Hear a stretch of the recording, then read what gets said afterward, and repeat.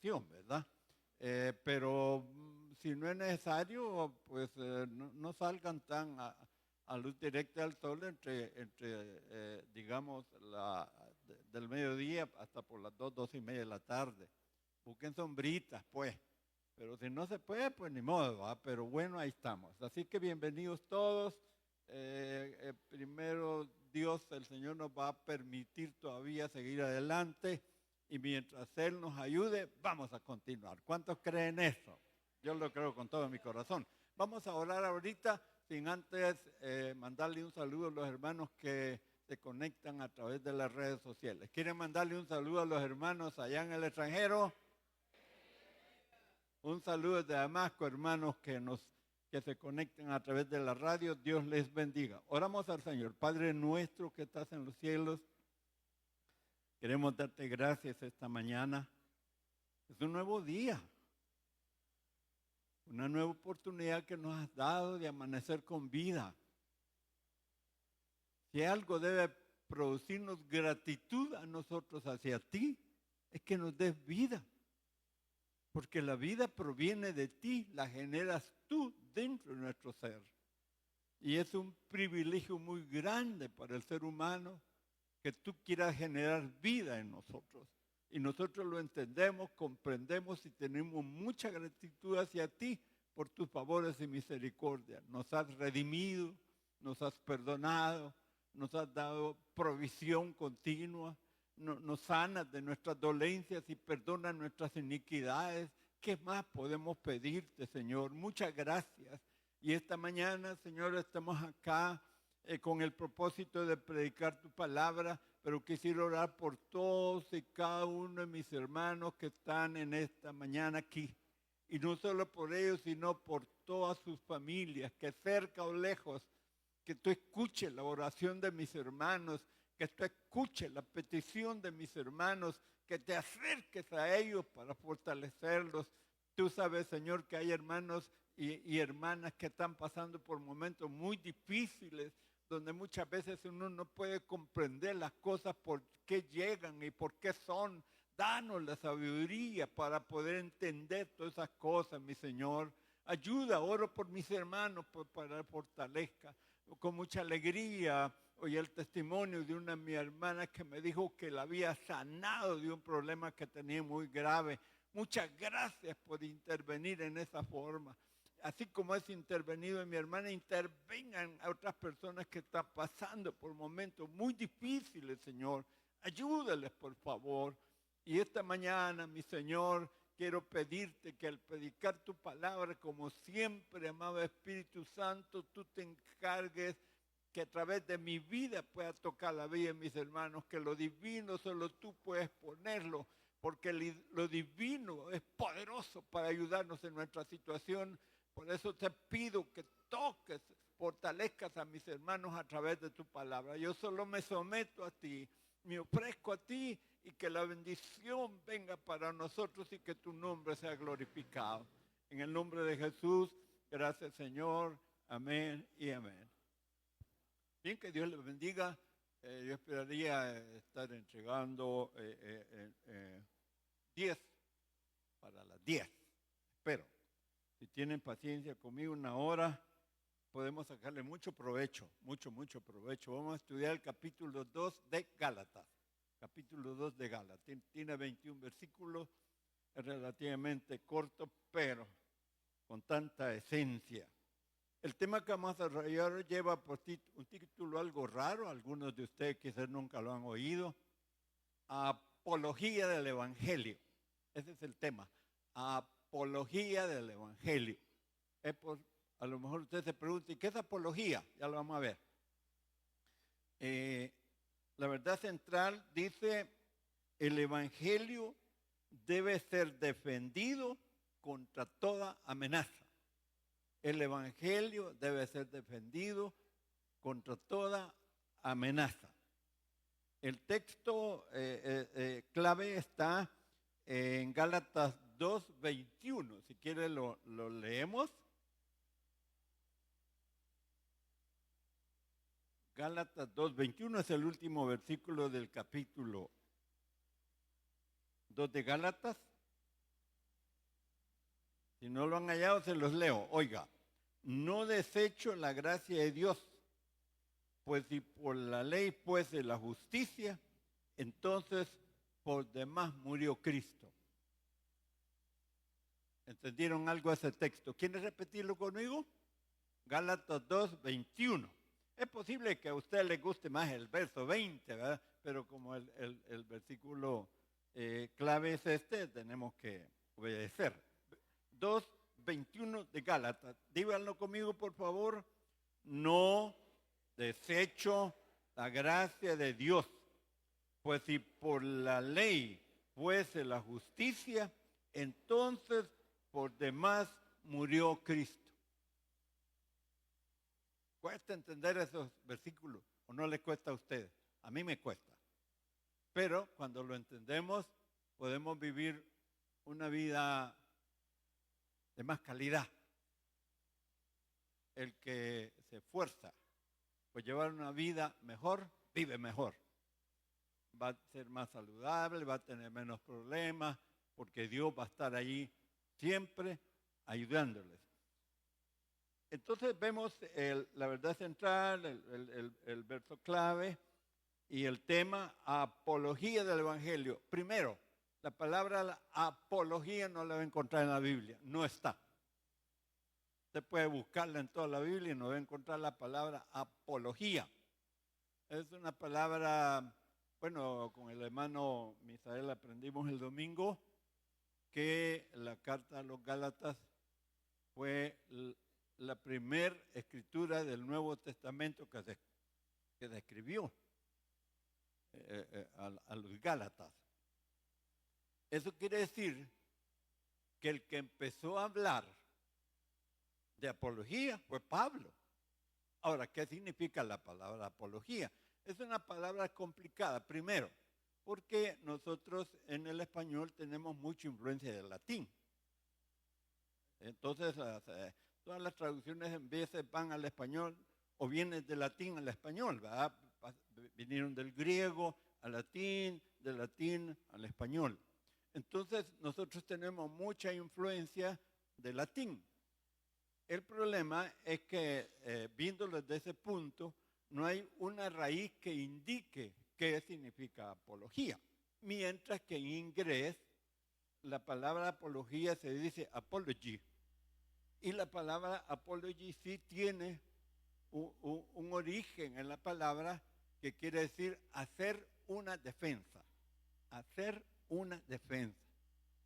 Sin tantas palabras, apología significa hacer una defensa, que no se les olvide. Ahora bien, el apóstol Pablo fue el primero que empezó a hablar de esto. Y aquí el capítulo 2 que vamos a estudiar lo van a ver mucho más claro. Pero ya aún en el Antiguo Testamento ya se hablaba de eso. Pero si usted ve a San Juan, por ejemplo, San Pedro, leemos un versículo de San Pedro. Primera Pedro capítulo 3, verso 15. Primera Pedro capítulo 3, verso 15.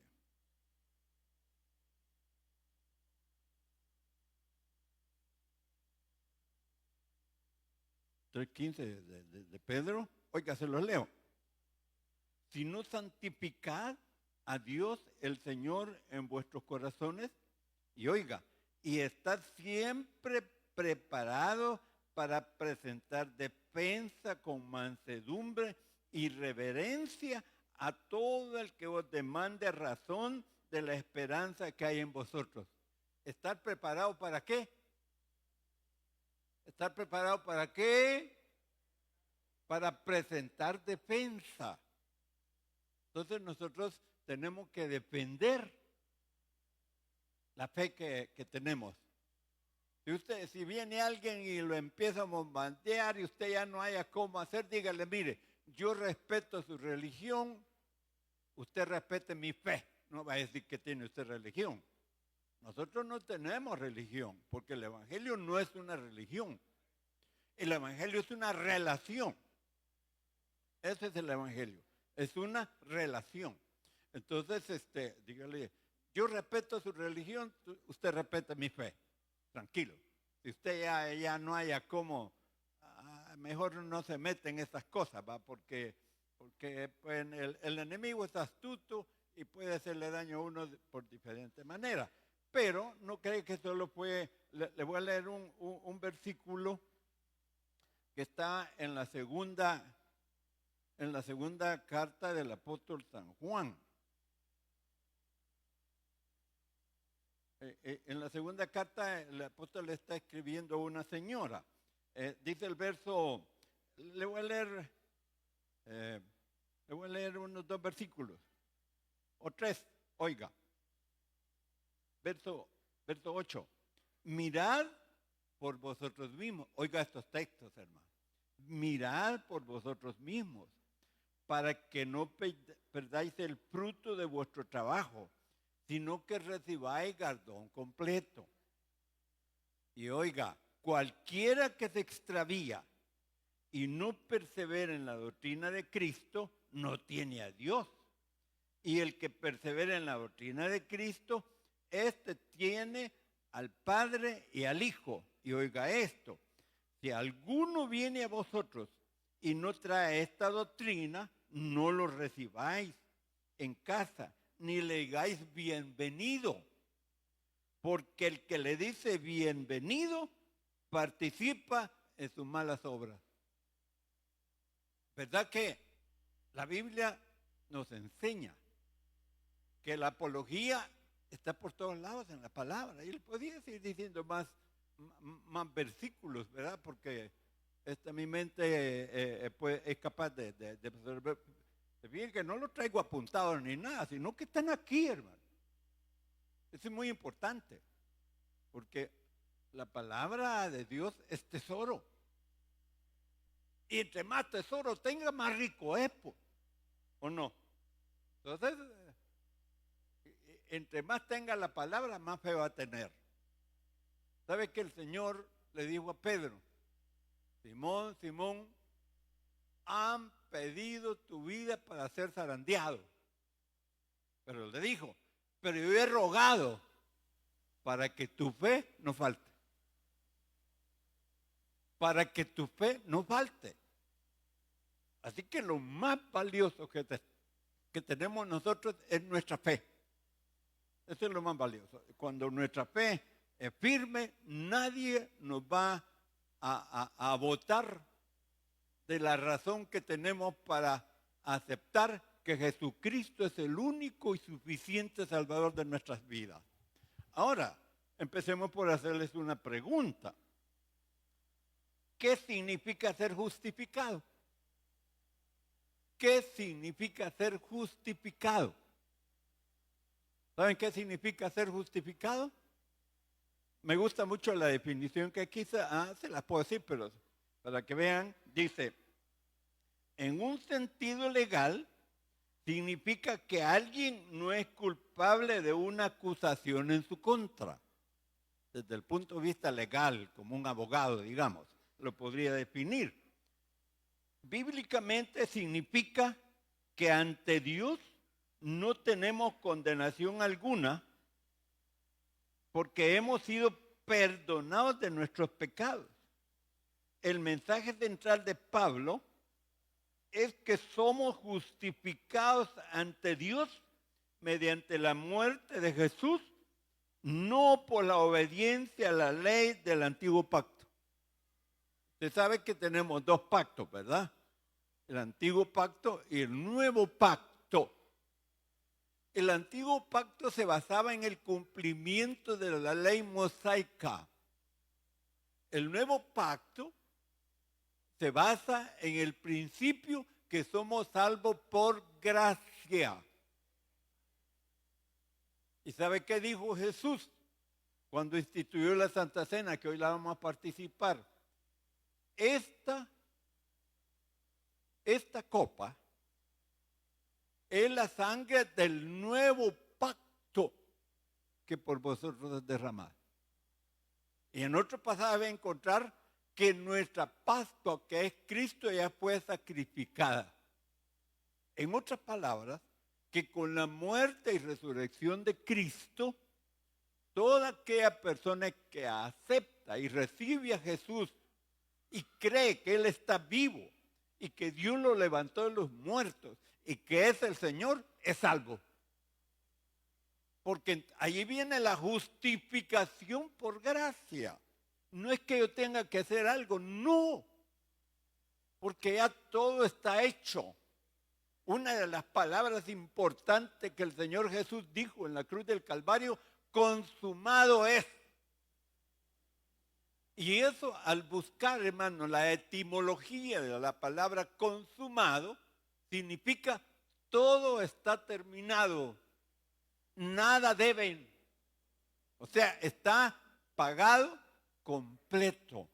Cuando Él dijo consumado es, todo está terminado, ya no hay nada que añadir, no hay nada que quitar porque todo está completo.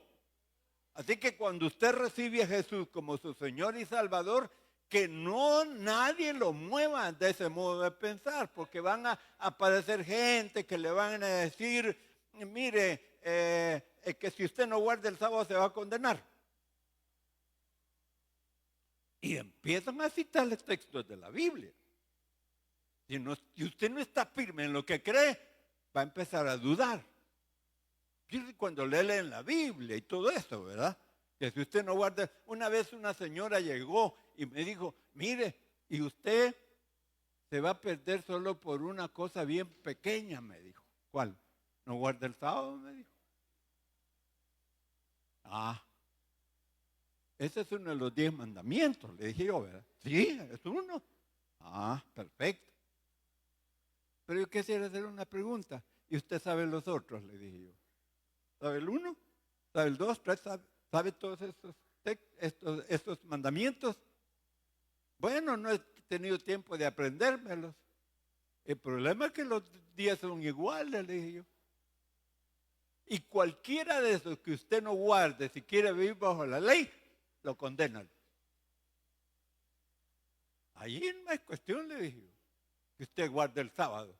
Primero, si usted no es judío, no le vale que guarde el sábado. Menos mal que mujer, si fuera hombre, lo primero que tiene que hacer es circuncidarse. Así que va a entrar a la ley mosaica y tiene que ir a Israel a ver si los judíos lo aceptan que sea judío. Si no lo aceptan, le van a hacer un examen físico a ver si usted cumple con los requisitos que la ley determinaba para entrar al campamento. No era tan fácil como la gente cree. Les digo esto porque tenemos que estar preparados tenemos que ser apologetas todos. Tenemos que estar preparados para presentar defensa de lo que creemos. Pero sobre todo tenemos que dar un testimonio de la fe que profesamos. No es solo decir yo soy evangélico. No, viva como evangélico, hermano. Eso es lo importante. Porque la gente se va a dar cuenta realmente. Mire, el sol no se puede tapar con un dedo. No se puede. Ni su testimonio se va a poder no ver o ver. Lo ven o no lo ven, pero saben cómo usted vive. Es más, la gente sabe más de uno de lo que usted se imagina, hermano. No crea, la gente sabe de uno más de lo que usted se imagina. Entonces es importante que lo que digamos que creemos lo vivamos. Y esa es la mejor defensa que hay para el evangelio. Así que si usted ve en Pablo, en Gálatas 2, registra los recuerdos de Pablo de 2 eventos importantes. Su segundo viaje a Jerusalén, o un viaje a Jerusalén, y la visita de Pablo a Antioquía. El apóstol está escribiendo a los Gálatas recordándoles a ellos, porque el problema era que a Galacia habían entrado los falsos maestros a decirle a los hermanos que está bien, que los aceptaban, que habían aceptado a Cristo y que eran salvos, pero que para salvarse también tenían que circuncidarse y guardar la ley. Ese era el mensaje. Y lo peor es que los Gálatas aceptaron eso. Por eso vamos a seguir estudiando con la ayuda del Señor los otros capítulos de Gálatas y va a ver que en vez de Pablo usa unas expresiones duras que dice, oh Gálatas insensatos, ¿quién les ha enseñado? Porque empezaron bien y ahora van mal. Porque empezaron por la gracia y ahora van por la ley. Los habían engañado los falsos maestros y Pablo hace esa defensa, hermano.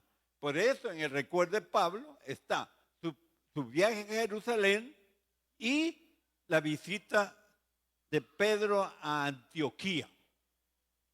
Antioquía, hermano, fue un lugar donde por primera vez se estableció una iglesia completa, ya una iglesia evangélica como Damasco, allá en Antioquía. Y Pablo hizo un viaje de Antioquía a Jerusalén. Quiero decirle que no estaba muy cerca. De Antioquía a Jerusalén hay como unos 800 kilómetros. Es como ir de aquí a Costa Rica más o menos. En un avión en una hora llega, ¿verdad? Hora de 20, hora y media ya está en Costa Rica. Pero a pie o en camello o a caballo, ¿cuánto tardaría? Era lejos, hermano. No era fácil. Es más, había que montarse un barquito para hacer un poco más cerca la travesía. Pero, como le digo, son recuerdos que Pablo tenía. Ahora, ¿por qué? El propósito de Pablo es recordarles a los hermanos todo el esfuerzo que él había hecho, hermano, para que conocieran el verdadero evangelio. Porque cuando una persona, hermano, no está bien en la doctrina que cree, ¿qué es lo que primero una persona debe hacer cuando decide aceptar una doctrina? Lo primero que tenía que hacer es averiguar, investigar si lo que le están diciendo es correcto o es incorrecto. Ponga que le llega un mormón o que le llega un testigo de Jehová, ya usted sabe cómo son, ¿verdad? Usted sabe cómo son ellos, tremendos. Pero si usted los empieza a investigar, por ejemplo, un mormón o un testigo de Jehová, ¿cómo empezaron ellos? Bueno, los mormones con José Smith, que un ángel que le reveló a Moroni allí y que le revela y que le dan unas tablas de oro. Puras mentiras. Pero cuando usted empieza ya a ver la doctrina, se va a dar cuenta que son doctrinas falsas. Los testigos de Jehová, mire, los testigos de Jehová y los mormones se parecen, porque ambos dicen que no hay infierno. ¿Y usted qué cree? ¿Qué cree usted? Los que me oyen, cerca o lejos, ¿qué cree? ¿Hay infierno o no hay infierno? Algunos dirán, no, si Dios no es tan mal. Dios es bueno, hermano, Él es justo. Dios es justo. Él es bueno, es justo. Y si es justo mandar a alguno al infierno, lo manda. Punto. Porque no es que Él esté mandando, no. Es lo que merecemos. ¿Entiende? Así que sí hay infierno, hermano. Y cuando decimos que hay infierno, hay gloria. ¿Entiende? No es solo pensar una señora inspirada, copiando una poesía, dijo, no me mueve mi Dios para quererte. El cielo que me tienes prometido. Y me mueve mi Dios para temerte, el infierno tan temido. Muéveme mi Dios al verte escarnecido y clavado en una cruz. Vean, más o menos, Sor Juan Inés de la Cruz lo escribió. Pero vean el concepto. Realmente la salvación es por gracia. Una vez me dijo una señora, lástima que se fue. Estuve ministrando mucho tiempo, pero bueno, la vida siempre, uno no puede entender las cosas. Me dijo, mire hermano, después de haber estado oyendo los mensajes que el hermano pastor y ustedes dan por varios, ya como 2 o 3 años, me dijo, he llegado a una conclusión que realmente yo, según la ley, hubiera terminado o quemada o apedreada. Me dijo. Así me dijo la hermana. Los adúlteros los apedreaban, me dijo. Y yo creo que yo merecía ser apedreada, me dijo. Porque casi toda mi vida he vivido en adulterio. Entonces, ¿y quién de nosotros, los que aquí estamos, aún los que nacieron en el Evangelio, por qué los hipotes que nacen en familias evangélicas, cuando llegan a los 12, 13, 14, 15 años, sienten la necesidad de aceptar a Cristo? ¿Por qué? Porque el pecado está haciendo daño en ellos. Entonces su alma pide a gritos que la salve. Y no digamos, como me dijo el Señor una vez, porque Él me dijo, quisiera recoger un perro muerto de 4 días, ¿qué le hubiera contestado a usted? Si el Señor le preguntara, quisiera recoger un perro de 4 días, ¿qué le contestara a usted? ¿Sabe qué le contesté yo? No, le digo, ya llegue. Así le contesté con esas palabras. ¿Y sabe qué me dijo él? ¿Cómo yo te recogí a ti, perro muerto, 38 años? Me dijo. Cabal de 38 años había aceptado yo al Señor. Y para él yo era un chucho muerto, hermano. Pero le uso la palabra bien aguachapaneca, ¿va? Pero, y ya ni siquiera chucho geotoso vivo, muerto. Porque estaba muerto en delitos y pecados, como un muerto que necesita ser enterrado porque apestaba por todos lados. Y Él se intercede en mi camino para salvarme. No solo me salva porque Él viene a ser sustituto, viene a ser vicario. Ocupa en mi lugar Él. ¿Entiende? Y le digo todo esto para que entienda que somos salvos por gracia. ¿Qué podía hacer un perro muerto de 38 años para tener mérito de ser salvo? Nada, lo que merecía el infierno. Y viene por pura gracia, el Señor me ve. Como dijo Pablo, ya había sido elegido desde el vientre de mi madre. Yo me había descarriado por todos lados y ustedes también. Pero un día el Señor los intercepta, se cruza en su camino y les muestra una senda mejor, les muestra un futuro mejor. Y no solo les muestra, sino que los cambia para que puedan caminar en esa ruta. Nos capacita, nos ayuda, nos fortalece. Está con nosotros en todo momento, está ahí Él. Y no tengo que hacer nada.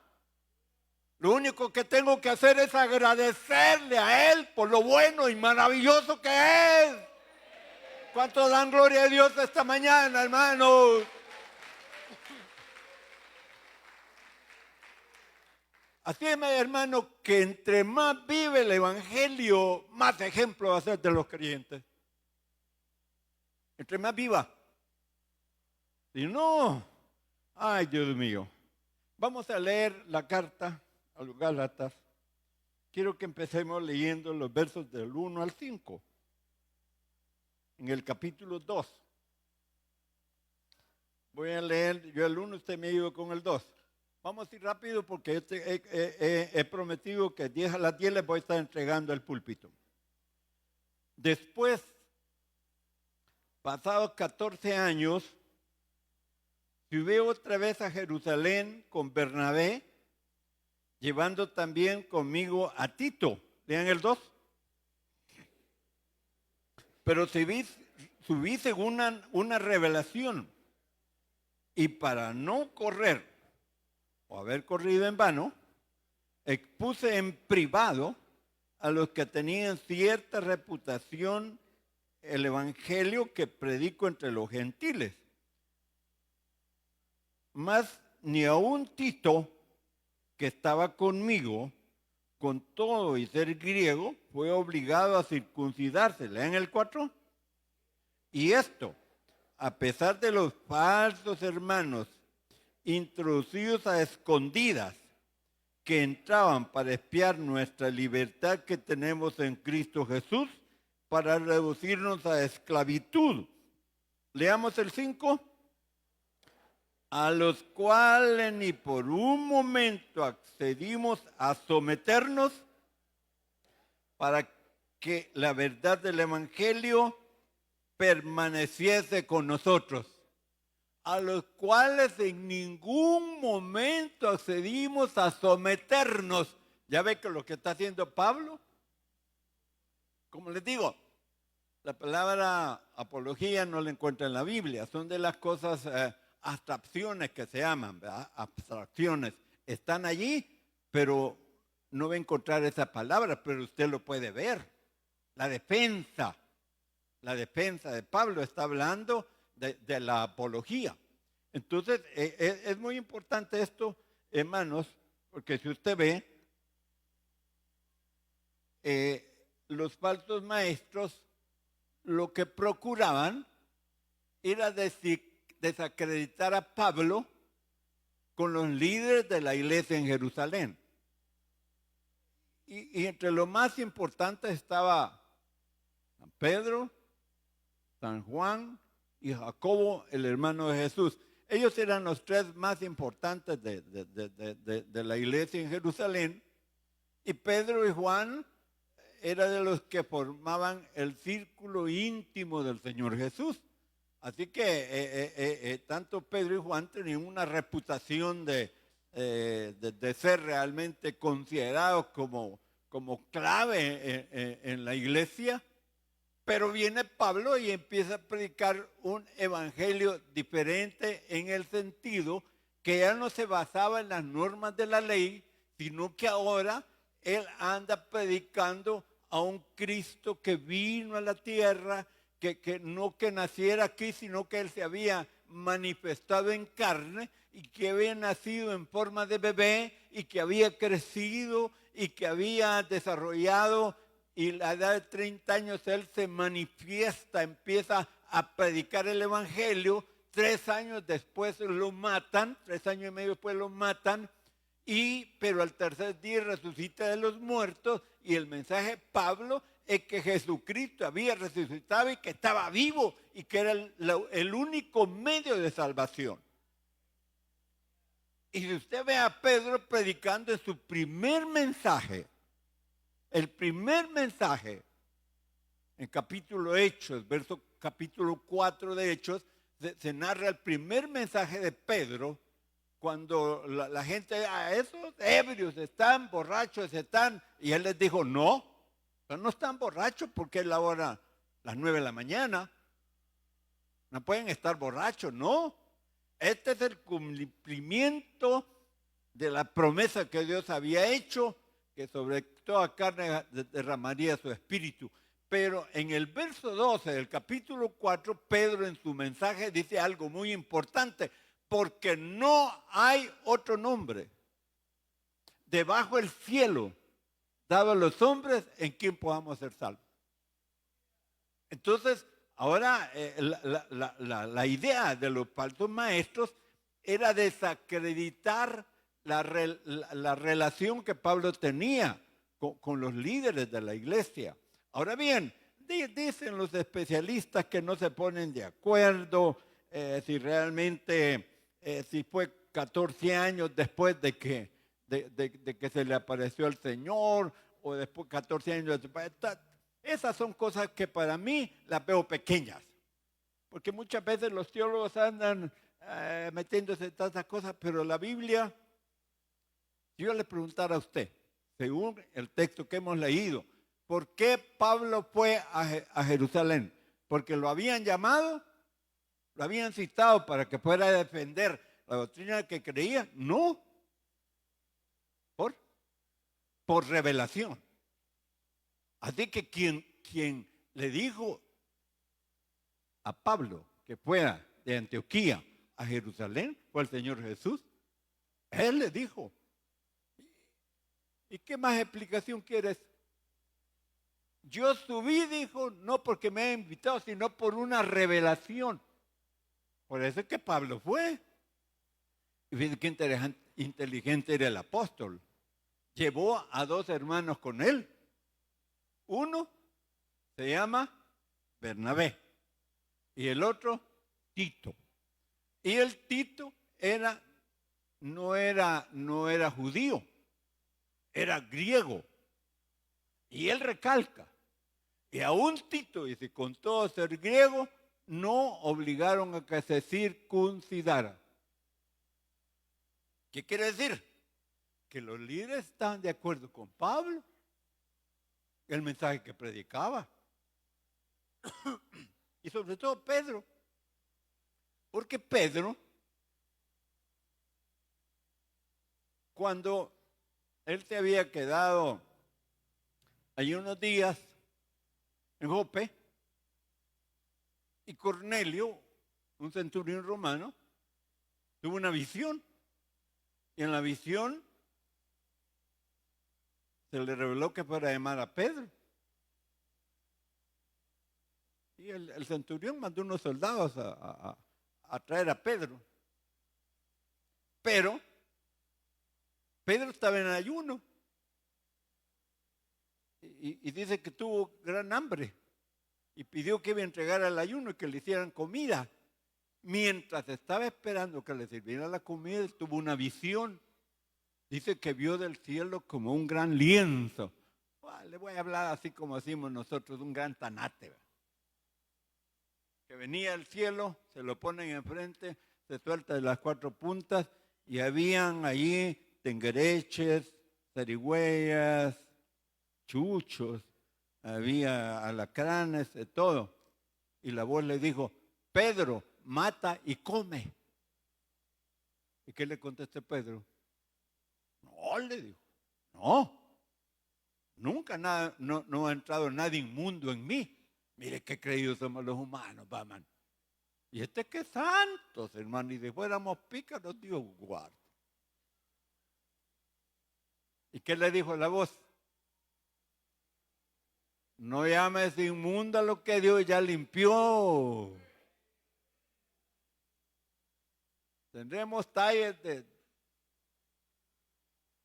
pijullo si quieres. Tendré talles de pijullo todo feo. Pero delante de Dios soy bonito. Soy limpio. Porque Él me ha limpiado. Aunque no me haya cambiado la figura ni nada.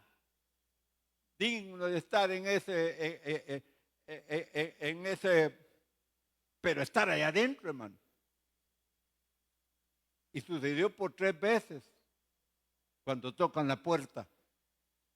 Y el Espíritu Santo le dijo a Pedro, ahí te buscan, le dijo. Y ve con ellos porque yo los he enviado. Y sale Pedro y les dice, ¿a mí me buscan? Sí. ¿Y de dónde vienen? Al centurión romano, Cornelio nos manda. Cornelio, un gentil. Dice que vayas a su casa. Porque un ángel le dijo que que te viniera a llamar. Pedro dijo, bueno, quédense aquí, pues les digo, nos vamos mañana temprano. Come Pedro y todo, y otro día se van temprano. Pero Pedro se lleva a un grupo de hermanos que eran judíos. Y el Cornelio no solo lo está esperando a él, sino que un buen grupo de gente que invitó para que fueran a oír el discurso que Pedro les iba a dar. Iba viendo que todos eran gentiles. Y entra el Pedro. ¿Y sabe cómo empezó su discurso? Les dijo, ustedes saben cuán abominable es a un judío entrar a la casa de un gentil. Pero yo he venido porque me han ordenado. Hermano, predicando está cuando los bautiza Dios con el Espíritu Santo.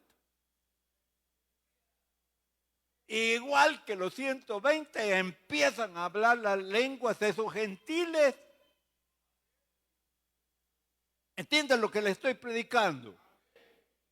Es muy importante, hermano. Dios no hace excepción de personas, sino que aquel con corazón limpio busca al Señor. Olvídese, gana, vive. Entonces, si usted ve todo esto, hermano, que aquí se nos narra, entonces Pablo había aceptado a gentiles en la iglesia sin exigirle la circuncisión, seguir las leyes alimentarias judías, ni cumplir otros requisitos judíos. Pablo no fue a Jerusalén para que los líderes de la iglesia verificaran si él predicaba el verdadero evangelio. Él confiaba en el mensaje que había recibido de Jesús. Pablo quería asegurarse de que la iglesia de Jerusalén estuviera de acuerdo con su enfoque para llegar a los gentiles. ¿No cree usted que habrá preocupado mucho a la iglesia evangélica de los judíos? Donde vieron a Pablo, que el ministerio de Pablo era tan poderoso, hermano, que se multiplicaba. Donde llegaba, formaba una iglesia, donde fuera. Entonces, claro, los hermanos de la iglesia judía probablemente, pero sin embargo no. Sencillamente aceptaron que Pablo había sido designado como apóstol de los gentiles, o sea, de la incircuncisión, y Pedro, el apóstol de los judíos de la circuncisión. Y así empezó a crecer la iglesia. Gracias a Dios, la Biblia dice que Dios derribó la pared intermedia que había entre judíos y gentiles para ahora hacer un solo pueblo. Tenemos que dar gloria a Dios por todo el trabajo que ha hecho el Señor, hermanos. Ojalá pudiéramos entender esto. Ahora veamos un poquito más predicando el evangelio de los gentiles. Leamos versos 6 al 10. Vamos a ir rápido. Dice, si quiere hacerlo me sigue, vaya leyéndolo rápido. Pero de los que tenían reputación de ser algo, lo que hayan sido en otro tiempo, nada me importa. Dios no hace excepción de personas. A mí pues, los de reputación nada nuevo me comunicaron. Antes, por el contrario, como vieron que a mí me había sido encomendado el evangelio de la incircuncisión, como a Pedro de la circuncisión, pues el que actuó en Pedro para el apostolado de la circuncisión, actuó también en mí para con los gentiles. Y reconociendo la gracia que me había sido dada, Jacobo, Cefas y Juan, que eran considerados como columnas, nos dieron a mí y a Bernabé la diestra en señal de compañerismo para que nosotros fuésemos a los gentiles y ellos a la circuncisión. Solamente nos pidieron que nos acordásemos de los pobres, lo cual también procuraré con diligencia hacer. ¿Qué ve usted ahí en este pasaje? Que Pablo, hermano, está predicando el evangelio a los gentiles y que los líderes de la iglesia en Jerusalén, en lugar de ser contrarios a él, aceptaron, porque él dice que los que se consideraban como columnas, que era Pedro, Juan y Jacobo, les dieron la mano derecha, la diestra, dice.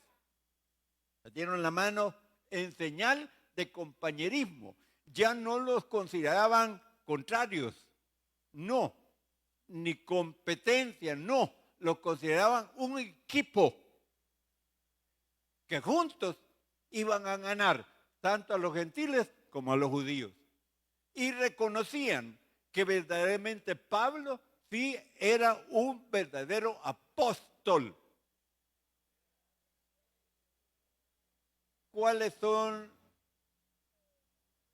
sería el currículum vitae que debía tener un apóstol? Número 1, que haya visto a Jesús. Que haya visto a Jesús. Eso es esencial. Si no ha visto a Jesús, Yo creo en el Señor. Para mí Él es real y verdadero. Y está conmigo siempre, pero nunca lo he visto. Yo no lo he visto. No sé si ustedes lo habrán visto, pero yo nunca lo he visto. Así que la característica que debe tener un apóstol es que haya visto a Jesús. Los primeros 12 anduvieron con él, ¿verdad? Pero Pablo no anduvo con Jesús. Pero sin embargo, ¿quién lo derribó del caballo, del camello donde venía? Una luz. Saulo, Saulo, ¿por qué me persigues? Y él lo vio. ¿Y qué dijo Pablo? ¿Quién eres, Señor? ¿Y qué le dijo el Señor? Yo soy Jesús a quien tú persigues. Había visto al Señor. ¿Me entiendes? Así que Pablo tenía todas las credenciales para ser un verdadero apóstol y los líderes de Jerusalén lo aceptaron. Entonces ahí primero vemos que los líderes reconocieron a Pablo como apóstol de los gentiles, así como a Pedro de los judíos. También los líderes aceptaron a Pablo y a Bernabé como colaboradores de ellos. Y también los líderes solicitaron a Pablo que se acordara de los pobres. Y Pablo lo hizo. Entonces vemos, hermanos, que la relación o lo que buscaba Pablo era demostrar que él tenía un evangelio que no había sido revelado por hombres, sino que había sido revelado por el Señor Jesús. Él le había dictado. ¿Se fijaron que dice? Vimos el domingo pasado que él se había ido a Arabia. Ahí no dice qué estuvo haciendo en Arabia, pero que estuvo bastante tiempo allí. Mucho tiempo, estoy seguro, que el Señor Jesús se le revelaba a Pablo y le iba escribiendo. ¿De dónde le habrá sido tanta sabiduría a Pablo para escribir todas las cartas que logró escribir, hermano? ¿De dónde? Era porque tenía una relación con el Señor tan íntima, hermano.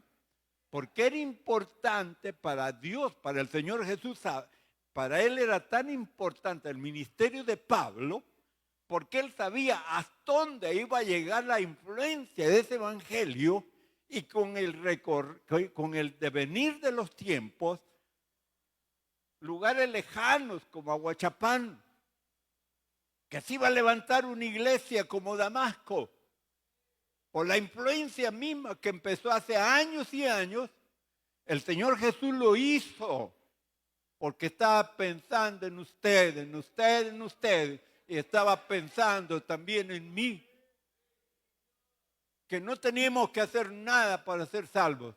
Así que, hermano, sigamos adelante porque vale la pena. Lean conmigo los versos 11 al 13. Verso 11 dice, pero cuando Pedro vino a Antioquía, le resistí cara a cara, porque era de condenar. Pues antes que viniese algunos de parte de Jacobo, comía con los gentiles, pero después que vinieron, se retraía y se apartaba, porque tenía miedo de los de la circuncisión. Y en su simulación participaban también los otros judíos, de tal manera que aún Bernabé fue también arrastrado por la hipocresía de ellos. Se le antoja a Pedro ir a visitar a Antioquía y llega. En Antioquía, hermanos, la mayoría de hermanos eran gentiles. Y un judío y un gentil no comen juntos. Y llega Pedro, hermanos, que gusta verlos y le sirven comida y se pone a comer con todos. Ahí bien alegre, comiendo el Pedro, hermano, aquí, hermano, allá. Pero cuando llegaron otros judíos que venían de parte de Jacob, ya Pedro dijo, le tenía miedo a los de la circuncisión. Pedro en ese sentido no era un buen apologeta, porque él se empezó y dice que aún Bernabé sí era judío, también. Mire, hermano, hay cuestiones sociales que a uno lo afectan mucho. Yo no sé si a usted, cuando yo acepté al Señor, me daba vergüenza, fíjese hermano, decir que era evangélico. No me da pena decírselos así. Me daba pena. La Biblia escondidita la cargaba. Y un día, el hermano hermano Francisco decidió que íbamos a hacer un desfile por Aguachapán de todos los hermanos. Ay, y me puso a mí en la primera fila allí. Como que si todo Aguachapán me conocía. Ay, don Atilio, ay, don Atilio. Y ay, chapudo que ya me ponía yo.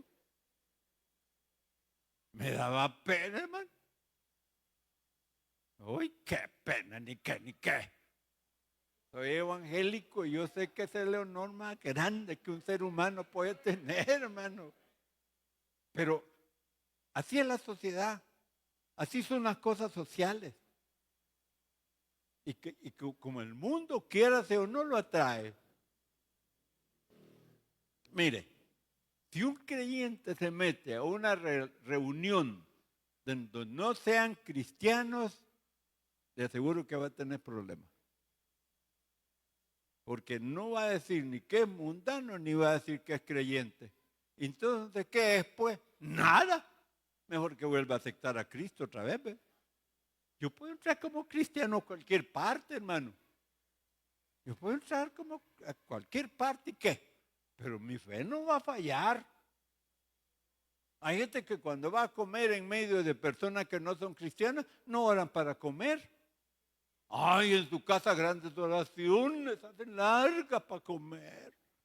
Las oraciones para comer tienen que ser cortas, hermano. No apartar, se le va a comer, se le va a dar la comida. No, oraciones cortas. Pero hay gente que no oran para comer. ¿Por qué? En un restaurante, ¿por qué no ora usted para comer? Y si al caso lo se agacha, pues la vergüenza. ¿Y qué dijo el Señor? El que hace avergonzar de mí y de mis palabras, yo también me avergonzaré de él cuando venga en la gloria con mis santos ángeles. Así que Pedro tenía un problema allí y Pablo vio. ¿Y qué tenía que hacer Pablo? ¿Ah? Enfrentarlo cara a cara. Normalmente, hermano, cuando uno reprende a alguien, hay que hacerlo en privado, ¿verdad? Pero hay veces por las circunstancias o por las consecuencias que pueda tener en el futuro la cuestión que está sucediendo ahí, hay que hacerlo cara a cara. Y Pablo le reclamó a Pedro. Ya lo vamos a ver más adelantito. Él lo enfrentó cara a cara porque era de condenar. ¿Por qué? El problema, hermano, que los hermanos gentiles, cuando vieron que Pedro estaba haciendo eso, empezaron a... ¿Qué pasó? Que eso estaba produciendo una división en la iglesia. Por eso Pablo, que era un hombre de verdad, convertido al Señor y sabía quién era el Señor, él decidió enfrentarse a Pedro cara a cara. Así que cuando usted vea a un hermano que anda queriendo predicarle un evangelio que no es el correcto, no ándese con paños tibios, hermano, enfréntelo cara a cara. Y sabe, Dios va a estar con usted. Dios va a estar con usted. Porque como le digo, ahí lo que debe son las consecuencias. Entonces, vemos allí, entonces vemos allí que era la crisis en Antioquía. Veamos el verso 14. Dice el verso 14, mire, se lo leo. Pero cuando vi que no andaban rectamente conforme a la verdad del evangelio, dije a Pedro, delante de todos, si tú, siendo judío, vives como los gentiles y no como judío, ¿por qué obligas a los gentiles a judaizar? O sea, le reclamó Pedro cara a cara, hermano. Si tú, siendo judío, no vives como judío, ¿por qué obligas a, los gentiles a judaizar? ¿Por qué? O sea, ni vives lo que crees, y estás haciendo que los que no creen vivan como tú. Entonces, ¿cuál es tu posición?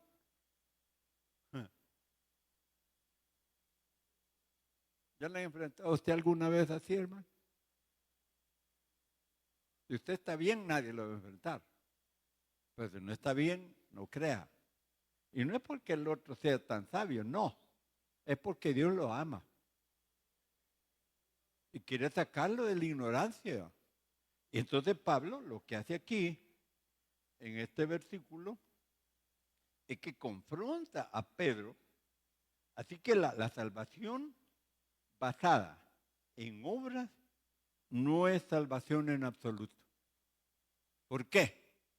Porque cuando Pedro está viviendo como judío y obliga a los gentiles a judaizar, él quiere que los gentiles guarden también la ley.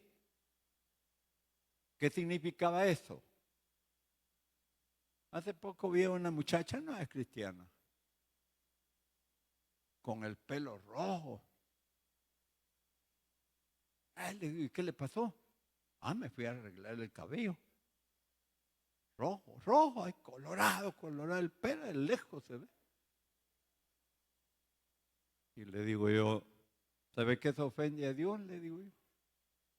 Y me dijo, es que su religión así dice. No, le digo yo, no. ¿Sabe por qué ofende a Dios? Le digo, ¿por qué? Porque Dios le dio a usted un pelo negro. Y si usted se lo está haciendo rojo, le está diciendo a Dios que se equivocó. Usted no está conforme como Dios la hizo, le dijo. Puede estar tiñéndose su pelo de rojo.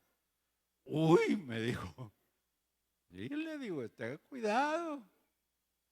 Esto es lo que pasa con las falsas enseñanzas, hermano.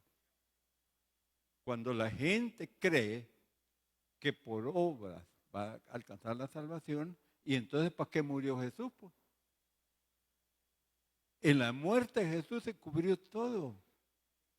Entonces, ¿por qué voy a empezar yo ahora a querer guardar la ley? Ahora, que quede claro, hermano, que quede claro que los principios espirituales de la ley están vigentes.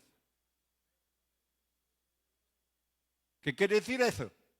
Que no matar sigue siendo pecado, que matar sigue siendo pecado, porque el mandamiento es no matarás, robar sigue siendo pecado, mentir sigue siendo pecado. Y no es que usted esté guardando la ley, no. Es el principio espiritual que hay en la ley que tiene que ser efectivo en mi persona como fruto del Espíritu Santo que mora en usted, pues. Entonces es muy importante. También la salvación por gracia, la gente vive del otro lado como salvo, siempre salvo, ¿verdad? Que usted aceptó a Cristo, llévese unas 3 mujeres, que no se preocupe, que usted va a ser salvo. ¿Cómo no? Al infierno se va a ir. ¿Por qué? Porque está, hermano, volviendo a vituperar la sangre de Cristo. Está diciendo con sus acciones que Jesús no puede ser una obra perfecta en transformarlo a usted de siendo un adulto pervertido, todo lo que quiera, pero que cuando Jesús actúa en usted, lo hace una nueva criatura. Esa es la operación de Dios en la vida del ser humano. Y más adelante, hoy vamos a ver del 15 al 18, se los leo rápido. Dice el verso 15 en adelante, nosotros, sigue diciendo Pedro, nosotros judíos de nacimiento y no pecadores dentro de los gentiles, sabiendo que el hombre no es justificado por las obras de la ley, sino por la fe de Jesucristo, nosotros también hemos creído en Jesucristo para ser justificados por la fe de Cristo y no por las obras de la ley, por cuanto por las obras de la ley nadie será justificado. Y si buscando ser justificados en Cristo, también nosotros somos hallados pecadores. Por eso, es por eso Cristo ministro del pecado. En ninguna manera. Porque si las cosas que destruí, las mismo vuelvo a edificar, transgresor me hago. Si las cosas que destruí, las mismas vuelvo a edificar, transgresor me hago. ¿Qué quiere decir? Si yo soy judío, y aunque sea judío, yo necesito creer en Cristo para ser justificado. Porque la ley a nadie lo ha justificado.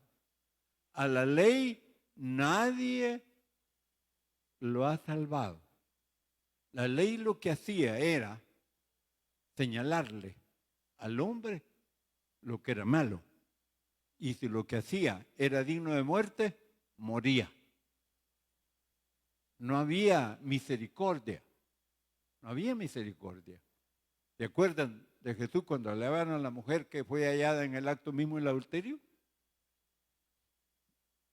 La ley mandó que a tales mujeres hay que apedrearlas. ¿Tú qué dices? Y él se escribió en tierra. ¿Tú qué dices? ¿Tú qué dices? Se levantó. El que esté libre de culpa que lance la primera piedra. Y yo creo que al Señor había dejado una gran piedrota grande. La Biblia no lo dice, pero yo creo. Y dice que acusados de su conciencia, desde el más grande hasta el más chiquito, pedreros dejaron allí, fíjense. Todos se fueron. Hasta los discípulos se fueron, porque seguramente habían agarrado piedras ellos también, para apedrear a la mujer. ¿Y qué estaba allí? La ley, que representaba a los judíos con piedras en la mano, y la gracia en Jesucristo. Y dice, levanta. Y solo él y la mujer estaban allí y todos se habían ido. Seguro que si alguno hubiera lanzado la piedra, el Señor le hubiera dado a él la pedrada. Porque no había uno allí, en toda esa gran reunión, que no fuera igual a la adúltera. Todos merecían ser apedreados, porque la ley condenaba, no salvaba. La gracia salva. Por eso el Señor le dijo a la mujer, mujer, ¿dónde estaban los que te condenaban? ¿Ninguno te condenó? No, Señor, le dijo. Y ahí vienen las grandes palabras, hermano. Ni yo te condeno. Vete y no peques más. Qué bonito habrá sentido aquella mujer, ¿no cree usted? Ni yo te condeno. El que te puede apedrear, el que te puede hacer, no te condeno. Vete, pero no peques más. Esa mujer se convirtió a Cristo, hermano, no creen ustedes. Pero ya ve usted la ley, la gracia. La ley condena, mata. Porque la ley, que era lo que hacía, era que si la gente se da cuenta que tenía un pecado que no era de muerte, tenía que presentar sacrificios. Lea allí Números, lea Levíticos, ahí los va a ver todos, hermano. ¿Sabe qué me gusta de una de las cosas que dijo Balán? Cuando lo alquiló Balac para maldecir al pueblo de Israel, ¿sabe qué dijo? ¿Qué dijo Balán? Y aquí dice él hablando, bendiciendo a Israel, dice, y aquí, dice Jehová, no he visto pecado en Israel. Dios no miraba pecado en Israel, hermano. Y tanto que se redaban contra él y que levantaban becerros. Y sin embargo dijo él, yo no veo pecado en Israel. ¿Sabe qué dice el Salmo 32? Ya lo ha leído. Bienaventurado el varón a quien Jehová no inculpa de pecado.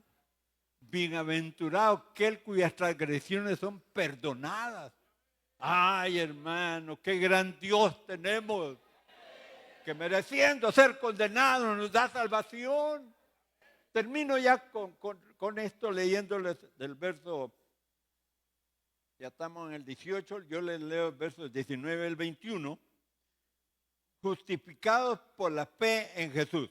Aquí está la esencia de la defensa de Pablo allá en los Gálatas. Dice el verso 19. Porque yo por la ley soy muerto. Ojalá subrayaran eso ustedes. Porque yo por la ley soy muerto para la ley a fin de vivir para Dios. La ley me mata porque no me puede dar vida, pero la gracia me hace vivir para Dios. Y mire este texto 20. Con Cristo estoy, díganlo conmigo, hermano. Con Cristo estoy juntamente crucificado. Y ya no vivo yo, mas vive Cristo en mí.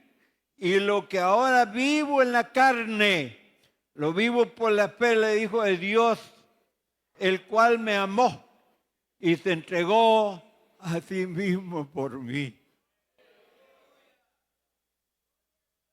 Perdóname, Señor Jesús, pero me emociona, perdóname. No desecho la gracia de Dios, pues si por la ley fuese la justicia, entonces por demás murió Cristo. Cristo murió, hermano, porque ninguno podía salvarse. Nadie podía salvarse. Cuando la gente se da cuenta, cuando Pablo se dio cuenta de que ni aún como cristiano podía vivir independiente de Jesús, salen esas palabras: con Cristo estoy juntamente crucificado y ya no vivo yo. Y lo que ahora vivo en la carne, porque es una realidad, lo vivo por la fe del Hijo de Dios que me amó y se entregó a sí mismo por mí. Espero que usted defienda este evangelio, hermano. Espero que lo defienda. Porque este evangelio que nosotros hemos recibido y que predicamos vale la pena. Vale la pena. Yo descubrí esto hace como unos 30 años. Ya voy a tener 46 años, ser evangélico. 35 años descubrí que el creyente no tiene que ir para abajo, sino para arriba. Porque lo de aquí se queda. Lo que es de la tierra, aquí se queda. Pero Dios nos permite vivir en la carne, porque no tenemos otra cosa. No podemos librarnos de esta carne. Juan Pablo, hablando de su naturaleza humana: miserable de mí, ¿quién me podrá librar de este cuerpo de muerte?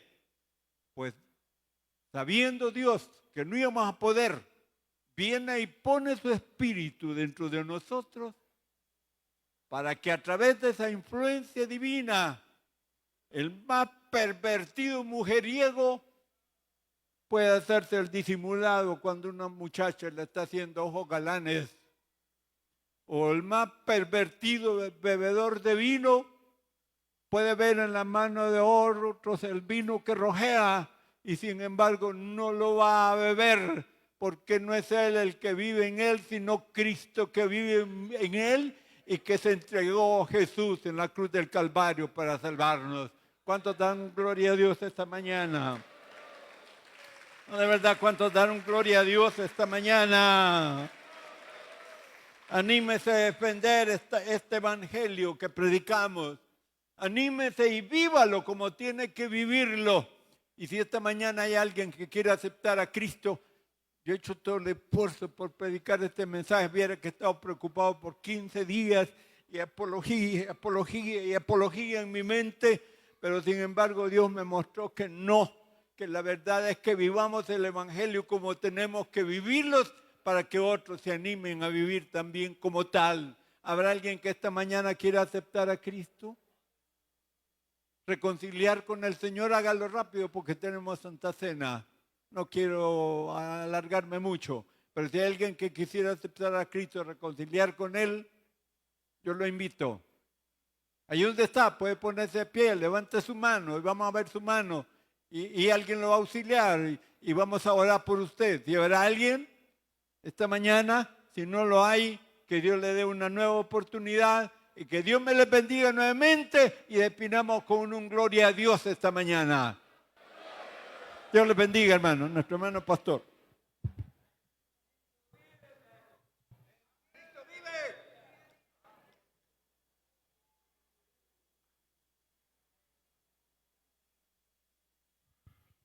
Oramos, hermanos. Padre Celestial, hemos escuchado tu palabra. Esta es la esencia del Evangelio. Hemos visto, Señor, esta mañana a través de los pasajes de tu palabra, la radicalidad que tiene que haber nosotros con relación a nuestra fe. Nada ni nadie nos debe de mover de la fe que una vez nos fue dada. Ayúdanos, ayúdanos, Señor, a no poner algo más grande y hacer a un lado nuestra fe en Cristo Jesús. Fortalece nuestra fe, Señor, en el nombre de Jesús, porque tu palabra dice: puesto los ojos en Jesús, el autor y consumador de nuestra fe. Danos la fuerza, Señor, porque si mi vida hasta este momento había sido, Señor, aquella vida que ahoga la fe por el anhelo de dinero, por el anhelo de fama, por el anhelo de ser algo, y mi fe, oh Dios, no ha crecido, ayúdame a corregir, porque nada es más importante. El dinero se va a acabar, la vida se va a acabar, todo termina, y lo único, Señor, que nos va a hacer un día estar contigo es la fe en Cristo Jesús, es la gracia. Ayúdanos a perseverar, Señor, en la fe que tú nos has dado. Gloria a Dios. Bienvenida nuestras hermanas oran y nosotros oramos. Padre Celestial, en el poderoso y glorioso nombre de Jesús, aquí está nuestra hermana, Señor, renovando sus votos, renovando su vida, Señor, en el nombre de Jesús, recibiéndote como su Señor y Salvador. Padre, hay fiesta en los cielos cuando uno de nosotros se arrepiente y le entrega su corazón al Señor. Atiende su oración, Señor. Ayúdale. Y las ataduras, las costumbres, Señor, del pecado sean, Dios mío, rotas y su corazón sea lavado con la sangre de Jesús. Gracias, Señor, por ese don de la salvación. Gracias por tu fidelidad y tu misericordia. Padre, nadie de nosotros puede cambiar a alguien, nadie. Solo tú, Señor, puedes hacer obra grande.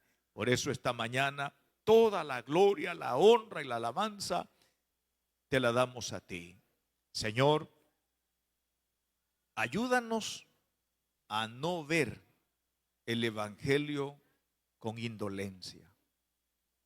Ayúdanos a no menospreciar, a que no lleguemos, Señor, a ese grado de querer menospreciar la fe que se nos ha dado un día. Ayúdanos, Señor, a que la fe en Cristo y el camino del Evangelio sea lo más importante para nosotros. Hoy has hablado en nuestros corazones. Gracias, Señor. Bendecimos y exaltamos tu nombre. Muchas gracias, Señor. Gloria a Dios. Amén y amén. Gloria al Señor. Si este mensaje habló a su corazón, quiero dirigirlo en una oración para que usted reciba a Jesucristo como su Señor y Salvador.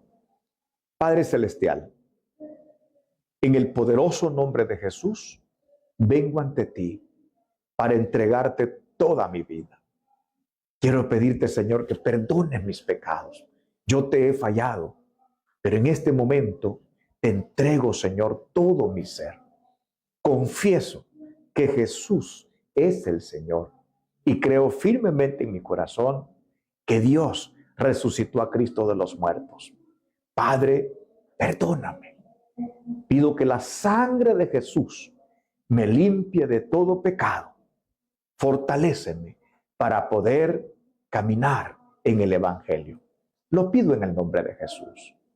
Si usted hizo esa oración, entonces usted ha recibido a Jesucristo como su Señor y Salvador. le invitamos a que se congregue en una iglesia de sana doctrina. Pero si usted decide visitarnos, le voy a dar nuestros horarios. El domingo nosotros nos reunimos a las 8:30 en la mañana y a las 3 de la tarde. El martes a las 6:30, el jueves a las 3 de la tarde y a las 7 de la noche. El sábado a las 6:30. Le decimos desde ya, bienvenidos. Que Dios le bendiga.